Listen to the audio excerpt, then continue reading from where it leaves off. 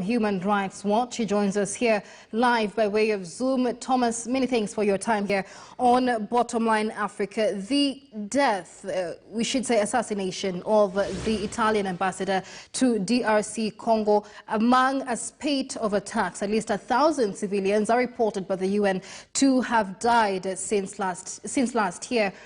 Talk to us about your reactions to this assassination. Incident what happened yesterday, and I think it goes to show the ongoing insecurity in the East. The fact that the Italian ambassador was killed in that kidnapping attempt, put Eastern Congo back on the world map in the media, if you will. But just yesterday there was another ambush just a bit further up in the northeast of Congo, and two Congolese traders were also killed in an attack by another armed group. So this goes to show that the insecurity is still ongoing in Eastern Congo, and it is also testament to the extremely tough conditions in which a lot of the Congolese population is working. The Italian ambassador was killed along with his bodyguard, but also a Congolese driver from the WFP UN agency. And so it is just, again, a reflection on the very tough condition that the Congolese population has been facing for decades now. Given the widespread and systemic nature of these attacks, mainly directed towards the civilian population, what concerns are being raised among human rights organizations? The problem with these ongoing conflicts in Eastern Congo is that you have over 100 armed groups operating in the region, and you have a sense of impunity that allows them to continue fight for natural resources, for land. And the Congolese army is also responsible for a lot of abuses in the region, whether it is because they are collaborating with some of these armed groups, whether it is because they are inactive, facing the insecurity and not protecting civilians the way they should be, or sometimes committing abuses themselves. But it is clear that many of those armed groups are controlling vast swathes of territory. They are imposing illegal taxes on the population. They are committing countless abuses, including killings, detention, sexual violence against women, but also against men and children. Sometimes they can recruit forcibly children into their ranks. And this has been going on for decades, and the insecurity is not ending. So there are countless human rights issues in this region that the government should be making one of their top priorities. All right, so you mentioned over 100 armed groups, among them, and more popular is the Allied Democratic Forces armed group, the ADF.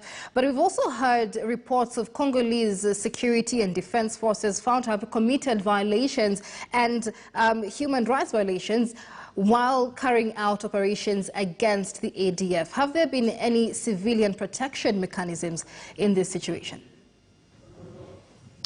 Well, I think that's at the heart of the issue, isn't it? That the protection of civilians is a big question mark at the moment.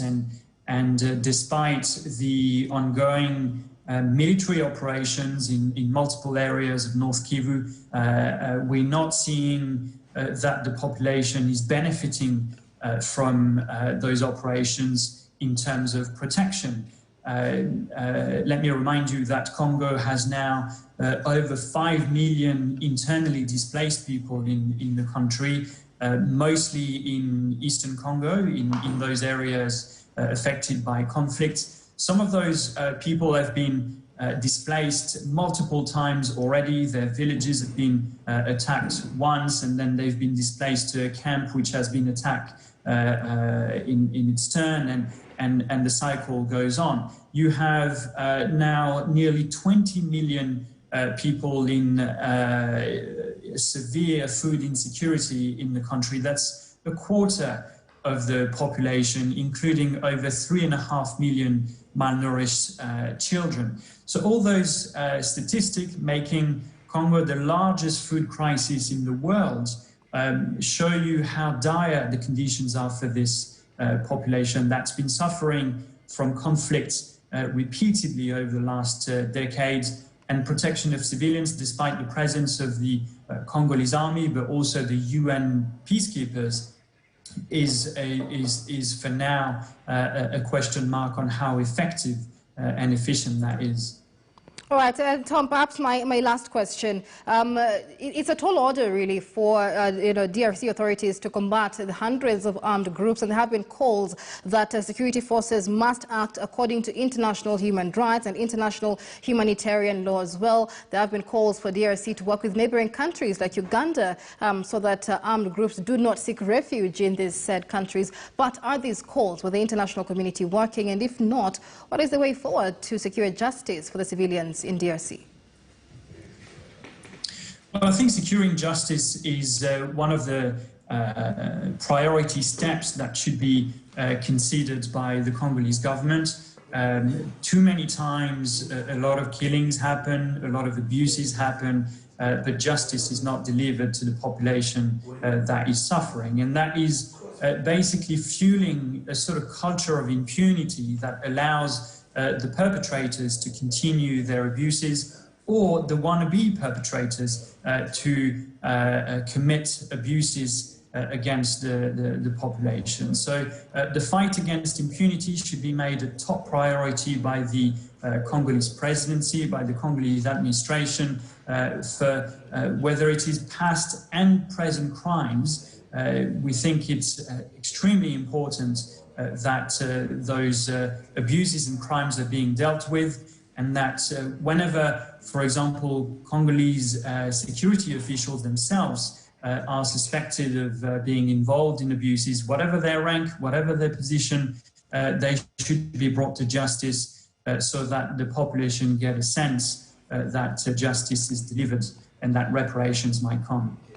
All right, many thanks. That is Tom Fessy from Human Rights Watch speaking to us about the security concerns in the Democratic Republic of Congo following the killing of the Italian ambassador to Congo. Tom, many thanks for your time.